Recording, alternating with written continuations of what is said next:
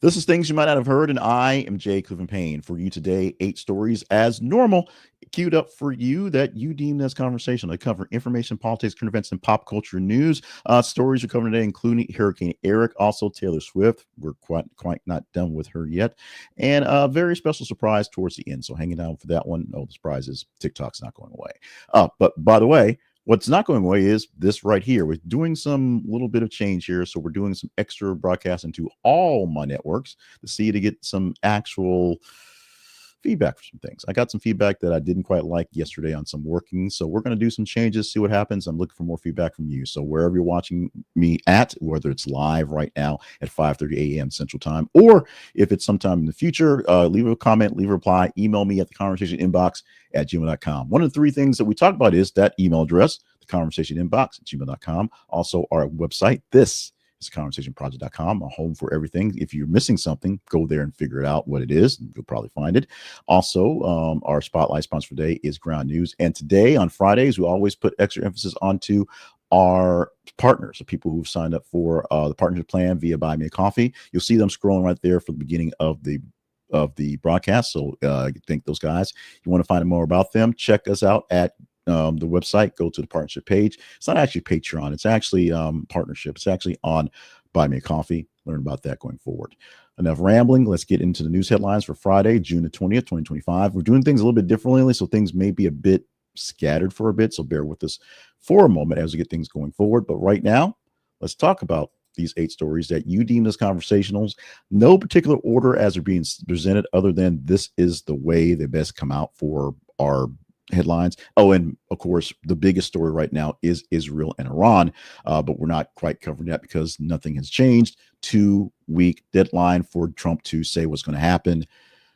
He says 2 weeks a lot. That happens. What actually happened pretty recently is starting off with this one.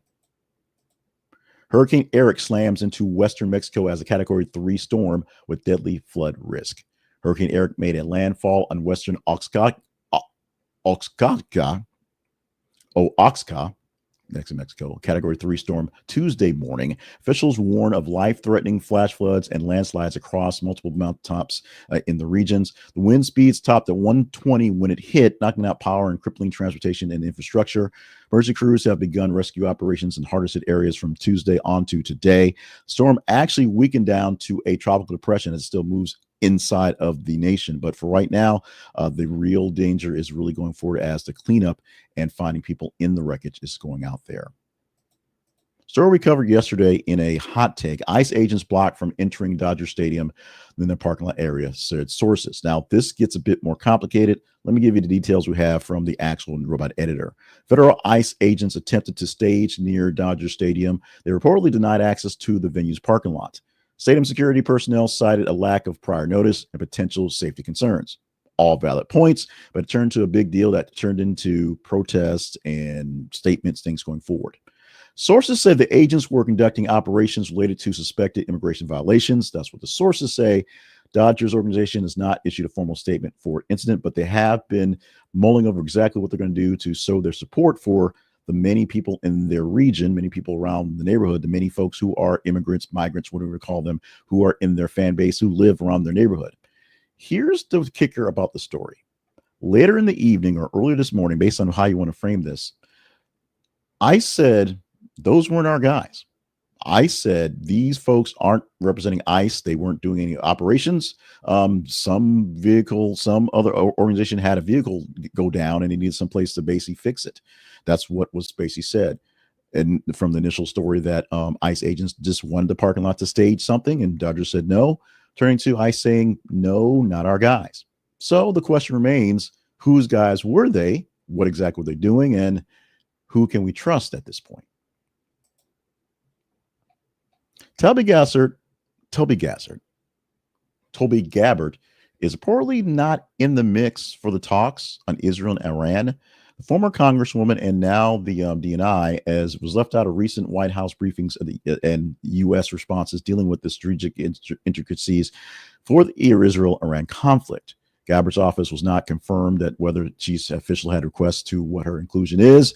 Now, one source said that when some things happened last weekend, she was on guard duty. So if she had guard duty, it was there. And if nothing was going to happen in this case, she should have did her guard duty. If something would have been more of a factor, she could have easily left guard duty and went forward to her other job. That's how things work out. But sources suggest that there is actually an ideological rift between past foreign policies and the current president's thought process. A few months back, during her confirmation hearings, and in a couple things a few weeks back, Gabbard talked about the Iranians' capabilities of nuclear weapons specifically, saying that's basically a 3-year deal to get things down. Now, the sort of static comes from 3 years from what?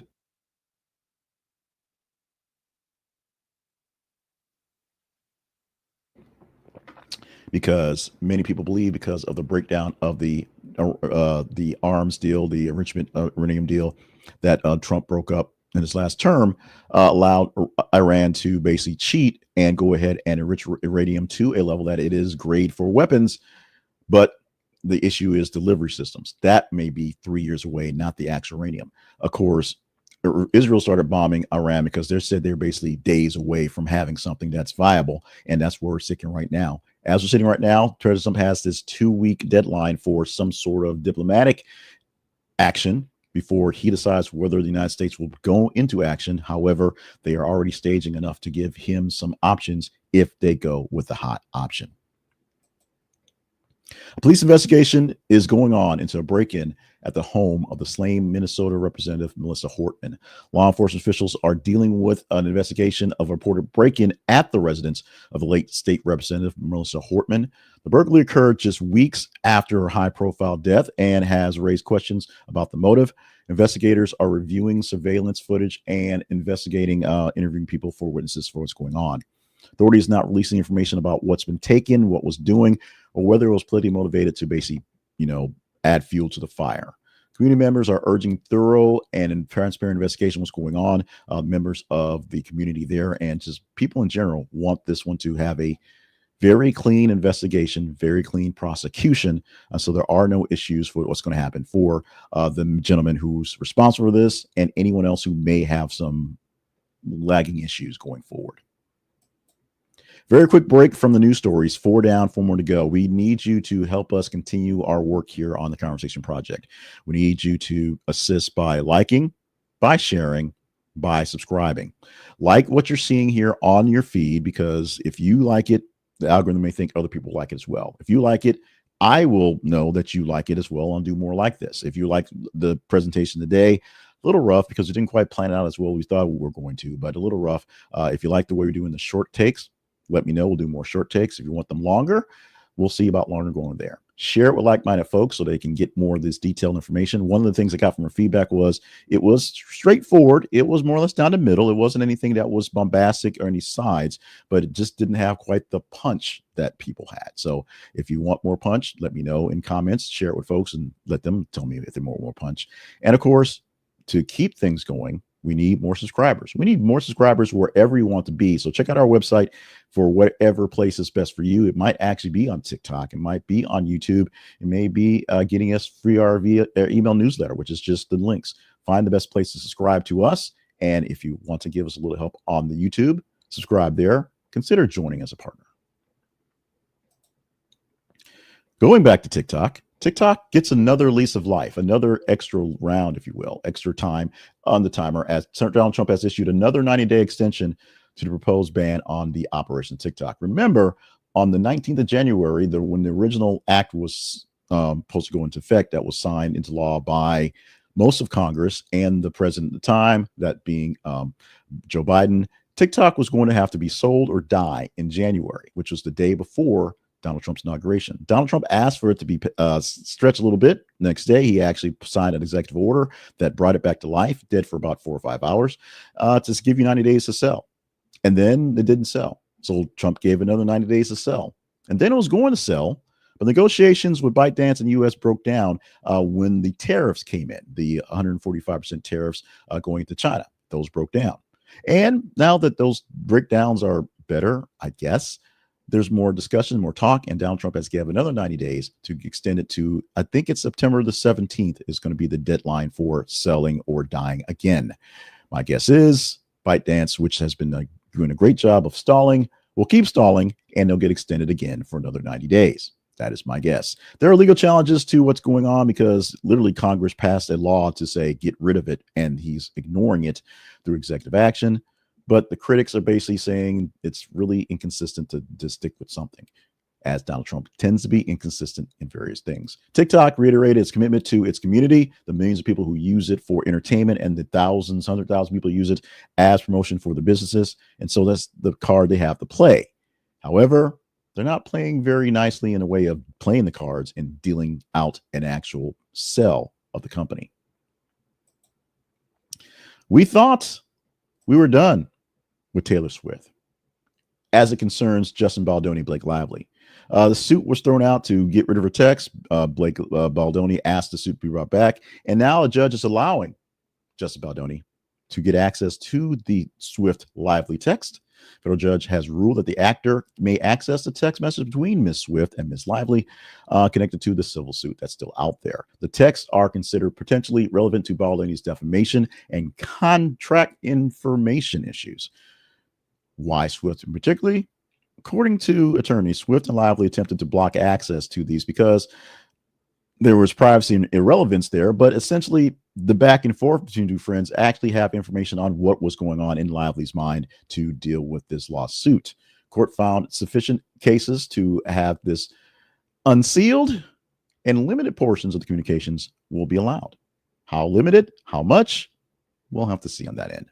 This decision could set a precedent for use of personal text in high-profile litigation. Right now, in most cases, it's considered privileged conversation. But in a case like this, where apparently it's not so privileged, it may open up the doors for other folks who use text messages as a way to enhance or detract from further cases down the line, especially in things on defamation.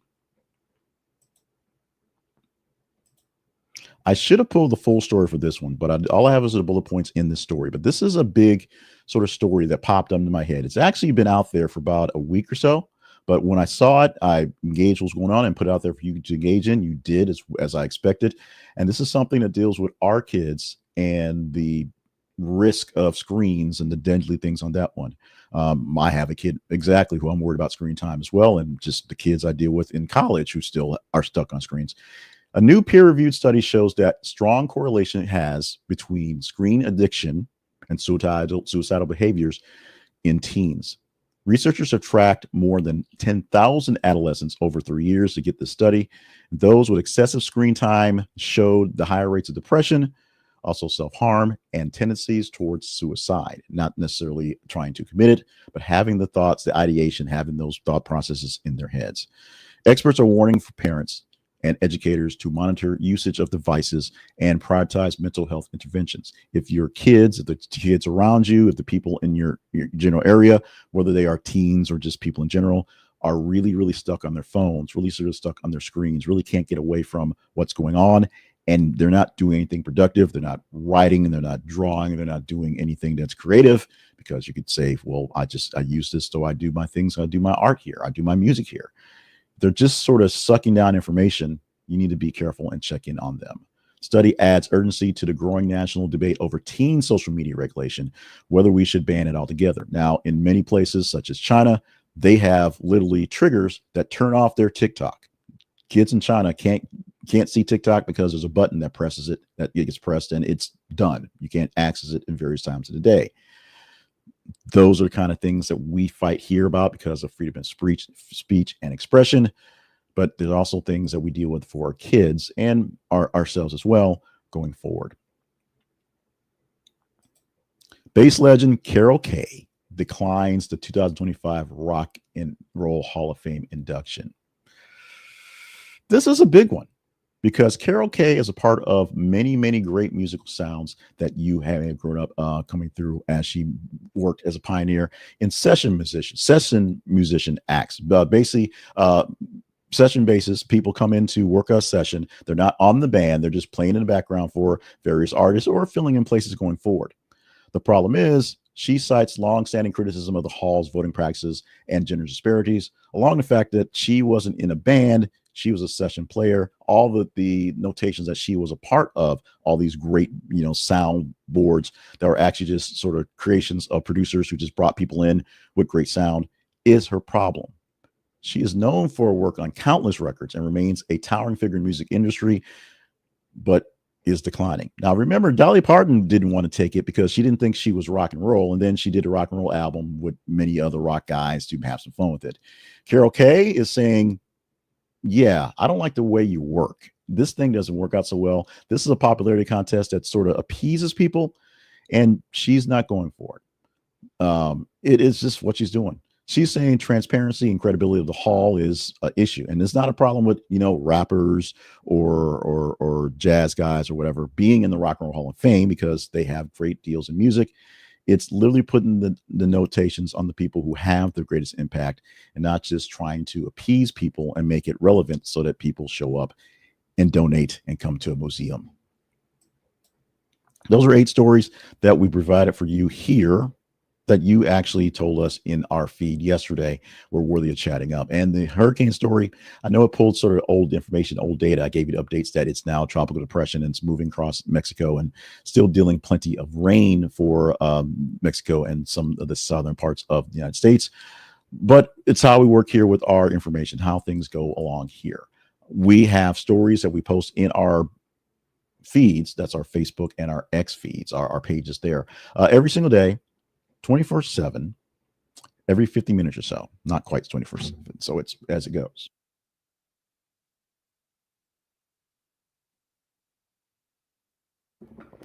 As we won't have another show like this until Monday, we have a long ways away to get to the stories that'll be the tops. And we'll have 90 stories or so posted over the weekend. And we'll pick from the top half of those to give you engagement. So here are 3 stories coming out in the next few hours that will have to fight to be relevant come Monday, but they're out there. They could get that.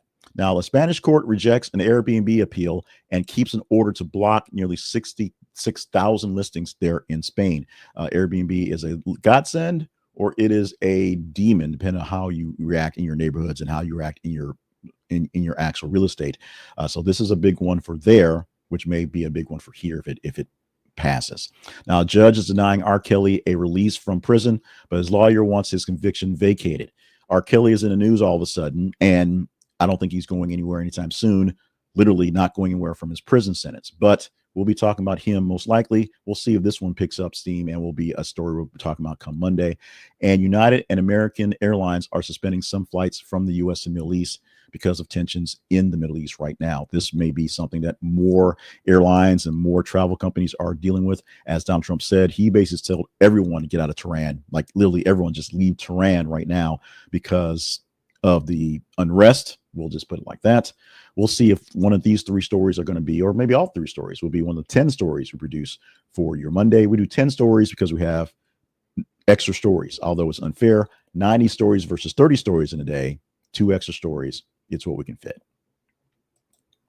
Let's talk right now about our spotlight sponsor, which is the Conversation Project's love of ground news. Now, ground news is a very important factor to how we get news and things done here for the Conversation Project. We use it every day to check on stories, look for things we may be missing.